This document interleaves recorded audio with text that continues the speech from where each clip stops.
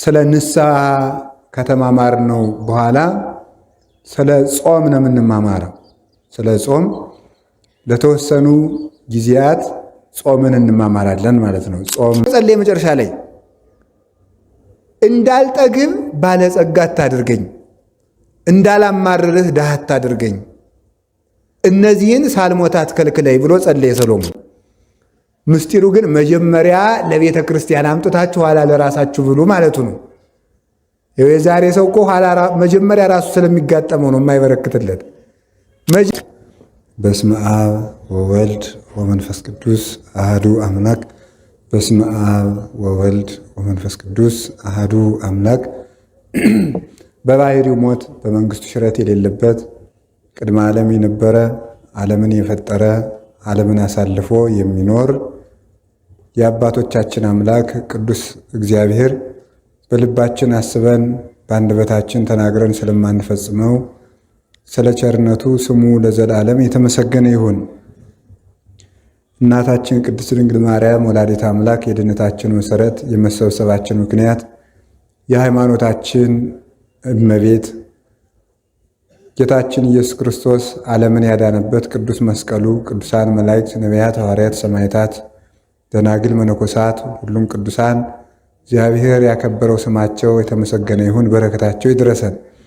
የተከበራችሁ ሊቃውንተ ቤተ ክርስቲያን፣ መምህራን፣ ካህናት፣ የእግዚአብሔር ቤተሰቦች፣ ምዕመናን ሁላችሁ አንድ አምላክ በሚሆን በአብ በወልድ በመንፈስ ቅዱስ ስም እንደምን ዋላችሁ? እንደምን ሰነበታችሁ? እንደምን አመሻችሁ? በሀብት ስቦ በረድኤት አቅርቦ በቅዱስ ቦታው የሰበሰበን የአባቶቻችን አምላክ ቅዱስ እግዚአብሔር ስሙ የተመሰገነ ይሁን። በመካከላችን ተገኝቶ እንዲያስተምረን እንዲመክረን ቅዱስ ፈቃዱ ይሁንልን። በዚያ በኩል ያላችሁ እህቶቻችን ኑ ወደዚህ፣ እዚህ ወንበር ስላለ ኑ እዚህ። በኋላ የሚመጡት ከሱ ይቀመጣሉ ማለት ነው። እናንተ እዚህ ወንበር ስላለ አንተ ደግሞ ወንድሜ ወደዚህ ና። እሱ የእህቶች ነው። እሺ፣ አዎ እንደሱ ቦታ እስካልጠፋ ድረስ የእህቶቻችን ቦታቸው ከወንዶች በቀኝ ነው የሚሆነው ማለት ነው። ስለዚህ ወደዚህ መምጣታችሁ ጥሩ ይሆናል ማለት ነው። እንግዲህ እግዚአብሔር መቼም ለሁሉም ነገር ጊዜ አለው። እስካሁን ድረስ ስንማማር የነበረው ትምህርት በአንድም ሆነ በሌላ ምክንያት ተቋርጦ ነበረ። እግዚአብሔር ሲፈቅድ ደግሞ በቸርነቱ ዛሬ ጀምረን እንቀጥላለን ማለት ነው። አምና ስለ ንስሐ ተማምረናል። ዘንድሮ ደግሞ እግዚአብሔር እንደወደደ በቸርነቱ አሁን ዛሬ ስለ ንስሐ ከተማማር ነው በኋላ ስለ ጾም ነው የምንማማረው። ስለ ጾም ለተወሰኑ ጊዜያት ጾምን እንማማራለን ማለት ነው። ጾም ምን እንደሆነ በሱ እንማማራለን እና እግዚአብሔር የንስሐ ጊዜ ስለ ንስሐ እንድንማማር እንደፈቀደልን ደግሞ ስለ ጾም እንድንማማርም እግዚአብሔር ይርዳን። እንግዲህ ስለ ጾም፣ ስለዚህ ርዕሳችን ጾም ነው። ጾም የሚል ርዕስ እንይዛለን። ዛሬ የመግቢያ ርዕስ የምናደርገው ወይም መግቢያችን ስለ ጾም ስለ ራሱ ከመነጋገራችን በፊት ስለ ጥጋብ እንነጋገራለን። ስለ ጥጋብ እንነጋገርና በጥጋብ አድርገን ወዴት ይኬዳል? በጾም ጥጋብን ቀንሰን ወደ ጾም እንሄዳለን ማለት ነው። እና ጥጋብ ምንድን ነው የሚለውን ነው የምንማማር ማለት ነው። ዛሬ በመጀመሪያው ጉባኤያችን ጥጋብ ምንድን ነው በሚል ርዕስ እንማር። እስኪ ሁላችሁ ጥጋብ ምንድን ነው በሉ በሉ ደግማችሁ። አቤት ጥጋብ ምንድን ነው? እሱ ነው የምንማማረው። የጾም ተቃራኒ ነው ጥጋብ እንደምታውቁትና፣ ጽጋብ በግዕዝም ጽጋብ ነው፣ በአማርኛ ጥጋብ ተብሎ ይነገራል። ዓለምን እግዚአብሔር ብዙ ጊዜ በመቅሰፍት እንደመታው ሁላችሁም በታሪክ ታውቃላችሁ። ዓለምን በመቅሰፍት ካስመታ ኃጢአት መካከል አንዱና ዋነኛው ጥጋብ ነው። ለምሳሌ እግዚአብሔር ዓለምን በመቅሰፍት እንደቀሰፈ ከምናውቃቸው ታሪኮች አንዱ የኖህ ዘመን አንዱ ነው። የሰዶም ዘመን አንዱ ነው።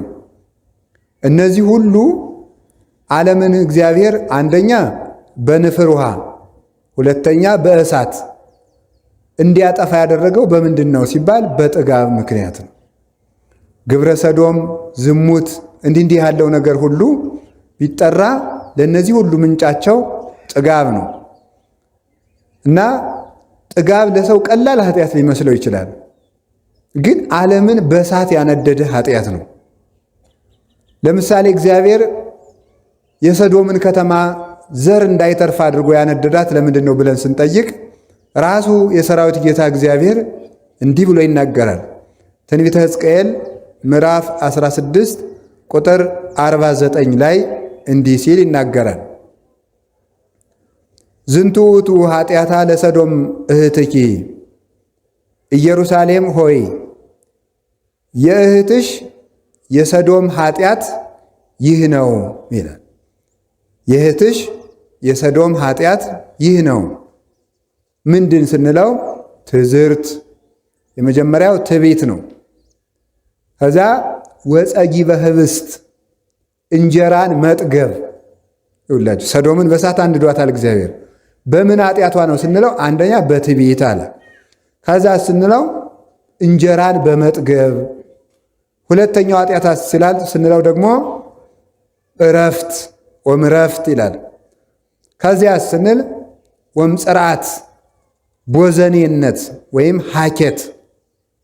የሰዶም ከተማን በእሳት ያቃጠሏት 4 ኃጢአቶች እነዚህ ናቸው። ትዕቢት፣ ጥጋብ፣ እረፍትና ስንፍና ናቸው። እነዚህ 4ቱ ኃጢአቶች ሰዶም ከተማን እግዚአብሔር በእሳት እንዲቀጣ አድርጓል ማለት ነው።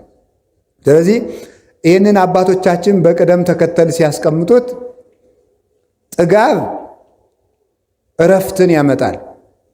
ጥጋብ እረፍትን ያመጣል። እረፍት ምንን ያመጣል? ሐኬትን ወይም ደግሞ ጽርዓትን ቦዘኔነትን ያመጣል። ይሄ ምንን ይወልዳል? ትዕቢትን ይወልዳል ማለት ነው። ራሳቸው ቅደም ተከተል አላቸው። ሰው ሲጠግብ እንግዲህ እንደምታውቁት ጦሙን የዋለ ሰው ተግተው ሲቆፍር፣ ሲያርስ፣ ሲኮተኩት፣ ሲያርም የነበረ ሰው ምሳ ስታበሉት እንቅልፍ ይለዋል። ጥጋብ ምንን ያመጣል ማለት ነው? እረፍትን ይወልዳል ማለት ነው። ጥጋብ እረፍትን ይወልዳል። እረፍት ስለዚህ ሰው ሲበላ ያለመጠን በበላ ጊዜ ማረፍ ነው የሚፈልገው። ቢደክመዋል ማረፍ ይፈልጋል። ሲያርፍ ምን ይሆናል ደግሞ? ሰውነቱ ልህሉህ ይሆናል። ልህሉህ ይሆናል። ልል ዘሊል ይሆናል ማለት ነው። ተመልከቱ። የታን ዘይልል እንዲል ይላሉ አባቶቻችን። ልህሉህ ዝም ብሎ ይሄ ነዝላል ይሆናል ማለት ነው። ነገሩን በአግባቡ ማከናወን የማይችል ከራስ ጠጉሩ እስከ እግር ጥፍሩ ድረስ በድንጋይ የተቀጠቀጠ ያህል እስኪሰማው ድረስ ሰውነቱ በሙሉ ድቅቅ ይላል፣ ያቅተዋል። የተደበደበ ያህል ይሰንፋል፣ ይዝላል። እጁ ይሰንፋል፣ እግሩ ይሰንፋል፣ ደረቱ ይሰንፋል፣ ሰውነቱ በሙሉ ይሰንፋል። ምን ይወልዳል? ከዚያስ ስንፍናን ይወልዳል ማለት ነው። ከዛ ስራውን በአግባቡ ማከናወን ያቅተዋል። መጻሕፍቱን በሙሉ ለጸሎት ቁሞ ጸሎት ጀምሮ ጸሎቱን እግዚአብሔር ይወደዋል ወይም በእግዚአብሔር ፊት እየጸለይኩት ነው ሳይሆን ገጾችን እየጨረስኳቸው ነው ወይ ብሎ መቁጠር ይጀምራል ማለት ነው። ከዚያ በኋላ እንቅልፍ ይዞት ይተኛል ማለት ነው። ያንን የሚያመጣው ምንድን ነው ሲባል ጥጋብ ነው። ጥጋብ እረፍትን ያመጣል። እረፍት ስንፍናን ያመጣል። ስንፍና ደግሞ ሰውነት ሲታጀር ደግሞ ምን ያመጣል? ትዕቢት ይመጣል ማለት ነው። ትዕቢት ይመጣል። ቦዘኔ የሆነ ከሆነ የተነሳ ትዕቢት ያድርበታል። ዘላ ሲታበይ ራሱን የሚያስተዳድር ያህል ይሰማዋል። ረድኤተ እግዚአብሔርን ተግቶ መፈለግን ያቆማል። እግዚአብሔር የማይቸግረው ስለሚመስለው የጠገበ ሰው እንኳንስ የሚታመም የሚሞት እንኳን አይመስለውም። ሰው በጠገበ ሰዓት እንኳን ሕመም፣ ሞት፣ እንኳን ድህነት፣ ሞት ትዝ አይለውም።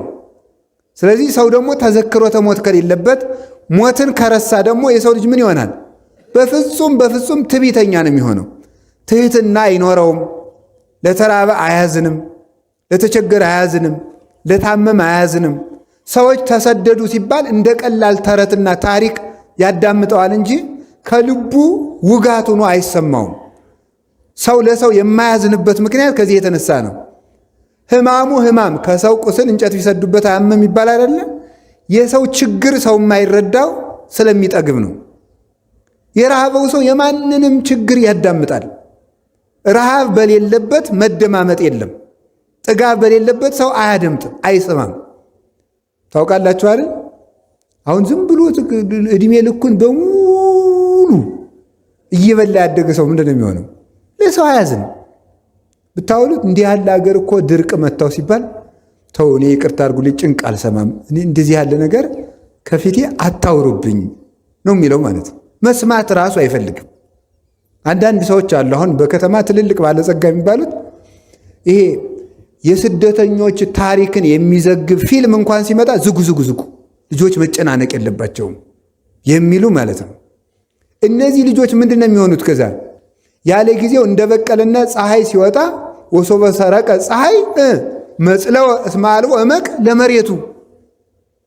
ለመሬቱ ጥልቅ ስለሌለው አፈሩ ጥልቅ ስላልሆነ በሾህ ላይ በጭንጫ ላይ የበቀለ ስለሆነ አለ ፀሐይ በወጣ ጊዜ ደረቀ አለ። እንደዚህ ነው ተመልከቱ። እየጠገበ የኖረ ሰው ችግር በመጣ ጊዜ ወዲያው የሚደርቅ ተክል ነው። ጌታ ይህን ነው የተናገረው ማቴዎስ 13 ላይ በጭንጫ ላይ የወደቀ ዘር ነበረ፣ ፀሐይም በወጣ ጊዜ ደረቀ፣ ለመሬቱ ጥልቀት የለውምና።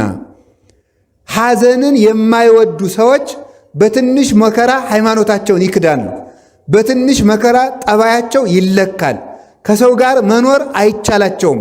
አትንኩኝ ባዮች ናቸው። ሁልጊዜ ማለት ደካሞች ናቸው። እንዲህ ያለ ድኩም የሚያደርገው ምንድን ነው? ሁልጊዜ መጥገብ ነው። ለሰው ማዘን፣ ርኅራኄ፣ ምሕረት የሚጠፋው እግዚአብሔር ሰውን የሚምረው ሰው ለሰው ሲያዝን እግዚአብሔር ደግሞ ለእሱ ይራራል። ተመልከቱ። እናንተ ለባልንጀሮቻችሁ መሐርያን ሩሩሆች ሁኑ ከመ ትኩኑ ውሉዶ ለአቡክሙ ዘበሰማያት። ለሰማይ አባታችሁ ልጆች ተሆኑት ዘንድ እናንተም ለባልንጀሮቻችሁ ሩሩሆች ሁኑ። የሰማይ አባታችሁ ለፍጥረት ሁሉ እንደሚራራ እናንተም ለፍጥረት ሁሉ ስትራሩ የሰማይ አባታችሁን የእግዚአብሔርን መልክ እንደያዛችሁ በዚህ ይታወቃል አለ። ያንን መልክ እንዳንይዝ የማያደርገን መተዛዘንን የሚያጠፋው ምንድነው ስትሉ ጥጋብ ሰው ለሰው እንዳያዝን ያደርገዋል። ሰው ለሰው ካላዘነ ደግሞ እግዚአብሔር ለሀገር ምሕረት አይልክም ማለት ነው። ስለዚህ የቸርነት ማጥፊያው ምንድነው? ጥጋብ ነው። ሰሎሞንን ያህል ንጉሥ የዳዊትን ልጅ ምንድነው ያደረገው? እንዲህ ያደረገውን ይመስላችኋል? ጥጋብ። የአንድ ቀን ሰው ርቦት በዚያ በቤተ መንግሥት ሲለምን አይደለ? ስለ እግዚአብሔር እህል ሲል አይ ምንድነው ያለው? አይ ምን ሆኖ ነው አለ። ጥጋብ እርቦት። ለመሆኑ ረሃብ ምንድን ነው አለ። ረሃብ ምንድን ነው ብሎ መለሰ። ነው ተቀምሳታለህ ብሎ እግዚአብሔር የገዛ ቀለበቱን አጠፋት። ከዛ በኋላ ሰሎሞን 2 እየለመነ በላ ብቻ አይደለም የሚበላው ማጣ። ማዘን እንዲለምድ እግዚአብሔር ጥጋቡን አራቀለት። ከዛ በኋላ ተምልኩ እየለመነ ሲበላ እንኳን ተጸይፈውት ከዕለታት አንድ ቀን ሊበሏት የተጸየፏትን የሞተች ዓሣ ነው ወርውረው የጣሉለት። የተጸየፏትን ያችን ደስ ብሎት ሰሎሞንን ያህል ባለጸጋ ጠብሶ ሊበላ ክፍት ሲያደርግ ቁልፉን አገኘና ቀለበቱን እጣቱ ላይ ሲያደርግ የእግዚአብሔር ክብር በላዩ ላይ ሰፈነበትና ንጉሡ እነዚህ ማን አመጣቸው ክብብ ብለው ወደ ቤተ መንግሥት መለሱት። ምን ብሎ ጸለየ? መጨረሻ ላይ እንዳልጠግብ ባለጸጋ አታድርገኝ፣ እንዳላማርርህ ድሃ አታድርገኝ፣ እነዚህን ሳልሞት አትከልክለኝ ብሎ ጸለየ ሰሎሞን። እንዳልጠግብ ባለጸጋ አታድርገኝ፣ እንዳላማርርህም እምበላው አታሳጣኝ፣ ሳልሞት እነዚህን 2 ጸሎቶችን አትከልክለኝ ብሎ ሰሎሞን እነዚህ 2 ነገሮች ይለምነዋል ማለት ነው። ስለዚህ ድህነትም ክፉ ነው፣ ባለጸግነትም ክፉ ነው። ረሃብም ክፉ ነው፣ ጥጋብም ክፉ ነው። ሰው ረሃብን አትንሳይ ብሎ መጸለይ፣ ረሃብ አትስጠኝ ብሎ መጸለይ፣ የዕለት እንጀራዬን አትንሳይ ብሎ እንደሚጸልይ ከጥጋብ ጠብቀኝ ተብሎ ተጸልየዋል። ሰሎሞን ጸልየዋል። ከጥጋብ ጠብቀኝ። ሰው ሲጠግብ ማዘን ያጣል። ሲያዝን ማዘን ሲተው ይጨክናል። ሲጨክን ደግሞ እግዚአብሔርም በሱ ይጨክንበታል ማለት ነው። ስለዚህ ተመልከቱ፣ እግዚአብሔር እንኳንስ ለሚጠግቡ ሰዎች እንኳንስ እኛ በስጋ ያለ ነው ስጋውያን ደማውያን ኤልያስን ያህል ነቢይ በሀገር ሰው ሙቶ እያደረ ከብቱ ውሃ ሰው ውሃ እያለ የሰው አጥንት እንደ ቅጠል እየረገፈ ኤልያስን ያህል ደግ ሰው የሰዎችን ችግር መረዳት ያቃተው ምን ሲሆንበት ነው? የእሱ ምሳ ስላለችለት ነው። እግዚአብሔር ከአንድ ቦታ አስቀመጠና ለነቢዩ ለኤልያስ ስጋውን ያመጣለታል። አንዳንድ ጭን ስጋ ይመጣለታል። አንዳንድ ጭን ስጋ እየመጣለት ያችን ይበላል። ውሃይቱ ከማር ከውሃ የምትጣፍጥ ንጹሕ ምንጭ ትፈልቅለታለች። ነቢዩ ኤልያስ ያችን እየተመገበ ተመስገን፣ በአገሩ የረገፈውን አያስብ። ልክ እንደናንተ ማለት ነው። ቁርሳችሁ እራታችሁ ስለማይጎላችሁ የማይጎልባችሁ በየበረሃው የወደቀውን ሰው ትዝ የሚለው ሰው የለም በፍጹም ማለት ነው። ዳቦ እየበላ እግዚአብሔር ለምን እንጀራ አይሰጠኝም ብሎ እግዚአብሔር ጋር ትግል የሚገጥም ነው ያለ። ለምን የማይሰጠኝ የቤት ኪራይ የሚከፍለው ሳያሳጣው እግዚአብሔር ለምን ቤት አይሰጠኝም ብሎ ነው ሰው የሚበሳጨው ማለት ነው። ራሱ ስለበላ በየበረሃው ቀባሪ አጥተው የሚቸገሩትን የሚያስባቸው የለም። ጠያቂ አጥተው የታሰሩትን የሚያስባቸው የለም። ለዚህ ነው እግዚአብሔር ጥጋብን አጥብቆ የሚጠላው። እና ኤልያስ እንኳን ያችን እየተመገበ ቁጭ አለ። ኋላ አንድ ቀን እግዚአብሔር እነዚያን ቁራዎች በሉ አቁሙ፣ ይሄ ሰውዬ ለሰው ማዘን አቁሟል፣ የራሱን ምሳና ራስ ስላልነሳሁት አቁሙ፣ ዝናብ እንዲጠይቀኝ እኔን አቁሙ አላቸው። ቁራዎችን አስቀረ። ቁራ ነበረ። አይ የቁራ ስም ሲለወጥ የእኛ ስም ሳይለወጥ ቀረ። ቁራ የሁላችሁ ድሮ እንደወጣ ሆዳ ሙሉ እንደበላ ነበር የቀረ። እግዚአብሔር ግን ሲለውጥ መልካም ነው። ስጋ እየበላ በዚያው የወዳደቀ ሰው እየበላ በኖህ ዘመን በዚያው ወድቆ የቀረው ማን? ቁራ በኤልያስ ጊዜ ስንቅ አቀባይ ሆነ። ይሁላችሁ እግዚአብሔር ሲፈልግ በአሞራ አፍም ስጋ አምጥቶ ይመግባል ማለት ነው። በበላተኛ አፍ ምግብ አምጥቶ እግዚአብሔር ይመግባል። በበላተኛ አፍ እኮ ነው የሚያመጣው። ስለዚህ ምን አደረገ? መገበውና ነቢዩ ኤልያስ እየወጣ ቢያይ የለም። ቋኑ ይፈይጦ ለቋ የቁራም ወንበዴ ያለበት ለቁራም የቁራ ወንበዴ ይኖርበት ይሆን? ምንድን ነው ነገር? እየወጣ ቋኑ ይፈይጦ ለቋ እያለ እየወጣ ቢያይ የለም። ከዚያ በኋላ ውሃይቱን ደግሞ ሄዶ ቢያት ደርቃለች። አዲያ ኤልያስ እንደኔና እንደናንተ ተበጻባጺ አይደለም። ይሄ ዝም ብሎ ሁከትም ይገባል። ፈጣሪን የምን በደልኩ አላለም። ምን በደልኩን ያንተን ብዬ ወጥቼ ረሃብ የምትገለኝ? ዝም ረሃቡን ታግሶ ምንድን ነው ነገር ብሎ ዝም ታግሶ ጀግና አይደል? ዝም አለ። ኋላ እግዚአብሔር ሲያበላውም ዝም አለ። ደግሞ ቢያስቀርበት ዝም እንዲሁ እኮ ግሩም እግዚአብሔር ቸር አይደለም? ይሄ ደግሞ የእነሱን ጉዳት ይህ ብዬ ምሳና ራቱን ባስቀረበት ደግሞ እሱ ራብ ሊሞት ነው ብሎ እግዚአብሔር ቸር አይደል? ኤልያስ ታግሶ ራቡን ዝም ቢል እግዚአብሔር መጣና ኤልያስ እንዴት ነው ነገሩ? በላውን ደግሞ አንተ ራብ ትሞትን? ተመልከቱ። ሁር ሀገረ ሰራፕታ፣ ወደ ሰራፕታ ሂድ። ወበህየት ተሴሰየከ ሀቲ መበለት፣ በዚያ አንዲት ድሃ ትመግብሃለች አለው። ሄደ። ከዚያ በኋላ ቅዱሳን የዕለት ራት እንኳን ቢያጡ እግዚአብሔር ውጡ ሳይላቸው አይወጡ፣ እግዚአብሔር ግቡ ሳይላቸው አይገቡ። የሚሰማሩ ከእግዚአብሔር አግኝተው ነው። እማበ እግዚአብሔር ይጸኑ ሁረቱ ለሰብ፣ የሰው ጎዳናው ከእግዚአብሔር ተነስቶ ሲሆን ይቀናል ብሏል ቅዱስ ዳዊት። አይሄዱም ለመብላት እንኳን ጦም ውለው ጦም አድረው እንጀራ በዚህ ሀገር አለ ቢባሉ እንኳን እግዚአብሔር ሂዱ ሳይላቸው አይሄዱም። ተነስቶ መንገድ ለመንገድ ሰራፕታ ሂድ ያለው መንገድ ለመንገድ የወደቀውን ሰው አይቶ ለካ እኔ ሥጋዬን እየበላሁ ውሃዬን እየጠጣሁ የሁሉ ሰው ተርቦን የሚያድር ብሎ እንዲያዝንና ዝናብ አዝንም እንዲለኝ ብሎ ነው። ከዚያ በኋላ ሄደ አየ። አይቶ ደግሞ ይኸውላችሁ አንዲት ድሃ አገኘ። እንዴት አደርሽ አንቺ ሴት አላት። እግዚአብሔር ይመስገን። እባክሽን ተመልከቱ ትንሽ ቁራሽ ዳቦ ስጭኝ አላት። በዚያውም ትንሽ ውሃ ስጭኝ አላት። በኤልያስ ጊዜ ውሃ አንተ ሰማይን ለጉመህ ደግሞ ውሃ ትለምናለህ። አንተም ውሃ ይጠማሃል፣ አንተም ይርባሃል። መሬቱን የዘራችሁብሽን አታብቂ ብለህ ብላ በልቧ ነው መሰል እንደዚህ ያለች፣ ግን አላለችም። በአንደበቷ ግን ምንድን ነው ያለችው? አይ ያው እግዚአብሔር ምስክሬ ነው፣ እቤት ያለችው እፍኝ ዱቄት ናት። ያችንም እኔና ልጄ አንተም በልተናት እንሞታለን። ና እንሂድ አለችው።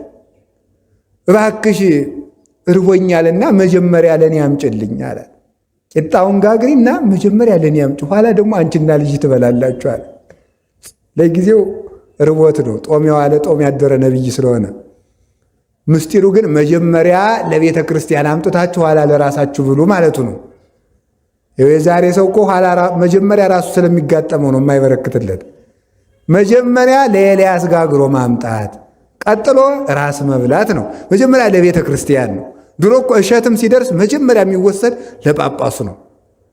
አዲስ እሸት ቢደርስ ገበሬው የፈለገ ርቦት ቢቀር ከጳጳሱ ወስዶ አስባርቆ ይሄው አዲስ እሸት ወይኑ ትርንጎው ደርሷል፣ ባቄላው በቆሎው ደርሷል፣ አባታችን ይባርኩልን ብሎ እዚያ በኋላ ይበላል ማለት ነው።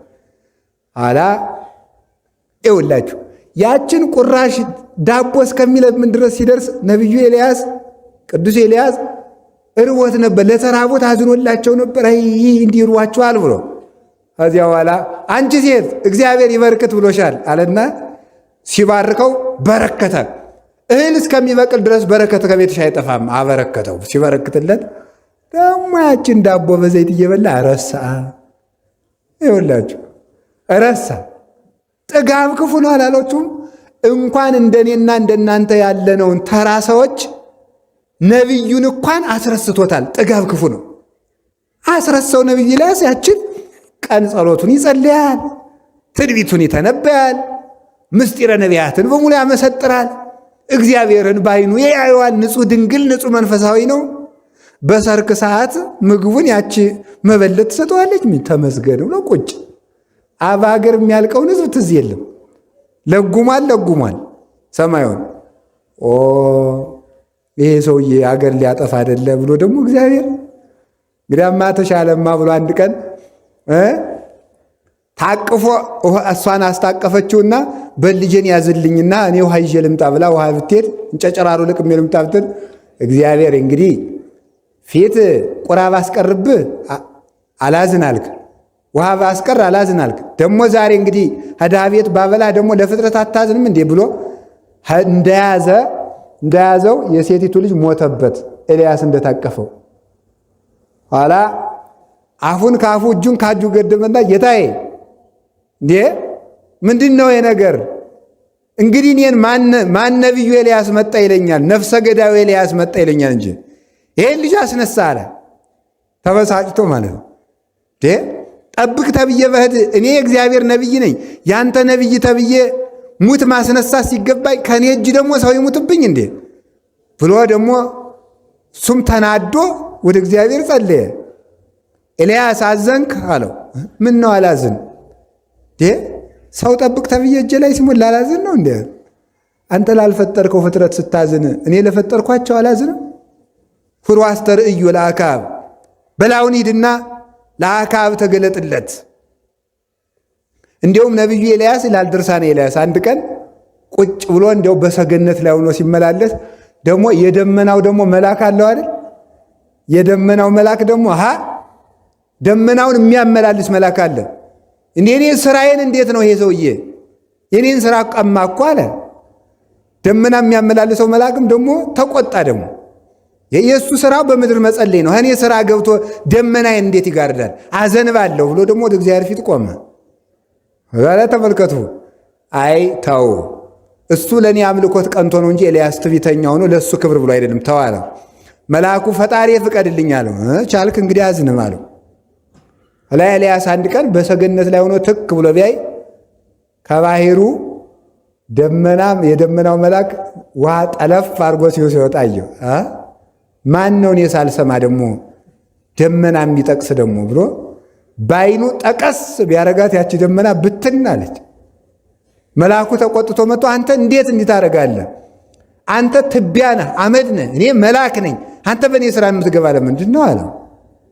አይ እንግዲህ እኔ ያህል ስትናገር እኔ እንዳልተናገርኩ አለ ኤልያስ። እኔ ለአምልኮተ እግዚአብሔር ቀንቼ ነው በሌላ አይደለም አለው። ተመልሶ ሄደ። አሁን በኋላ ግን ሂድ አሁንም ለሕዝቡ ተገለጥ፣ አንተ ስለበላህ ሰው የሰውን ጉዳት አልተረዳህም ብሎ እግዚአብሔር ገስጾ ሂዶ ኤልያስ እግዚአብሔር ቸር አይደል ለሕዝቡም አዝኖ የኤልያስንም ውለታና ስልጣን አክብሮ ወዳጁ ስለሆነ ኤልያስ የገዘታትን እግዚአብሔር ሁሉን ቻይ ነኝ ብሎ አልፈታበትም።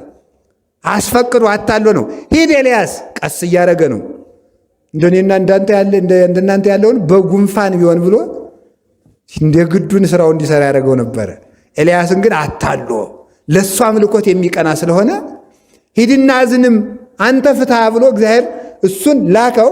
ፈታና ዝናም ዘነመ እና የእግዚአብሔር ቤተሰቦች ሲበሉ ሲጠጡ እንኳንስ እኛን ነቢያትን፣ ደናግላንን፣ መነኮሳትን፣ ቅዱሳንን ሳይቀር ጥጋብ ዓላማቸውን ያስረሳል ለማለት ፈልጌ ነው። እግዚአብሔር ከጥጋብ ያድነን።